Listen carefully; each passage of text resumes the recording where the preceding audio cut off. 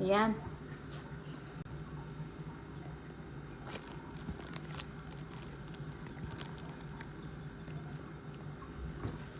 Yan. Yan, maglinis tayo ng malunggay, guys. Look. Malunggay kayo dyan. Diba? Para may pakbet. O, yan, o. Yan. Palaya, talong, at saka ang tawag nila dito, sigarilyas. In English, wing bean. Wing bean yan sa English. Oh. Diba may fresh tayong malunggay. Ang saya-saya.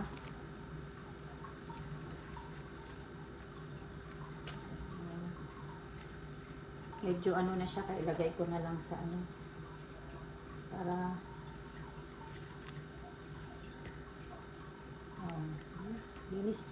linis tayo ng malunggay dito sa Scotland, no? 'Di ba? May malunggay sa Scotland. Imagine mo. Social, 'di ba? Parating sa Scotland ang malunggay. Pero ito galing ng Thailand, hindi galing ng Pinas. See? Oh.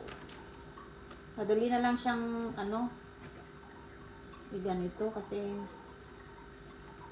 hindi na siya masyadong fresh, pero para sa akin fresh pa din.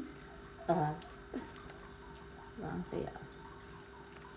So, yan guys, gawa ko ng pinakbet siguro bukas, kaya linisin na lang muna natin ang malunggay bao.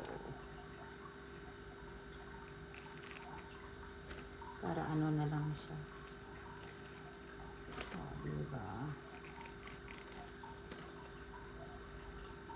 Gawin nyo lang siya. Yan. Gosh.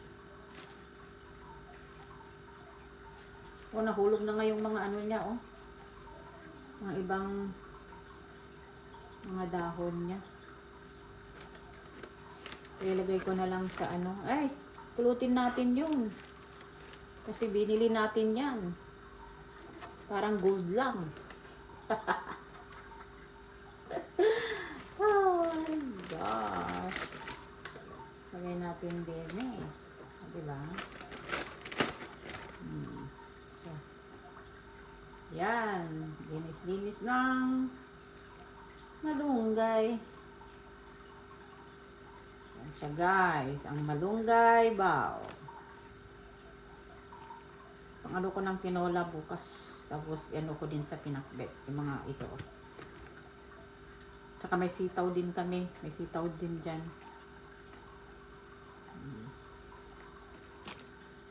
Yan may sitaw dito. Dalawang dalawang supot na sitaw. Look guys, dalawang supot yan. Tapos ang daming pa ang palaya. Diba? How much? 3 pounds and 25 pence. Magkano na yun sa Pinas? Times 772 kamo na lang. So, nasa 200 din. 200 plus. Almost 300 pesos. Yun lang. Tapos guys, may mangga din ako galing sa atin, ba? Dalawa lang ang kinuha namin kasi ang mahal. Ang isang kilo is nasa 13 pounds ang isang kilo nito. Imagine mo.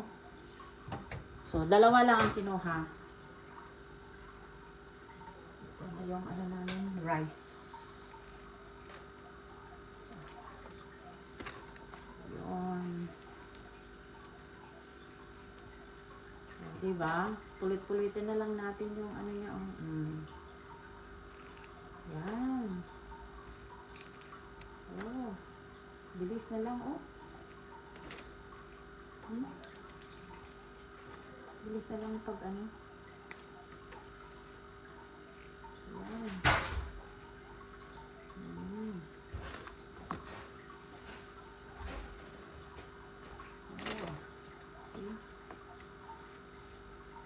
Kasi pag ipabukas ko pa to, at naman ang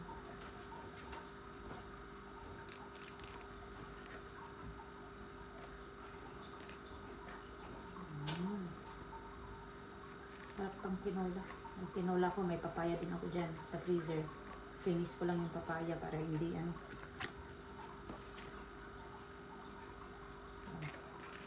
Lagay ko din sa freezer to.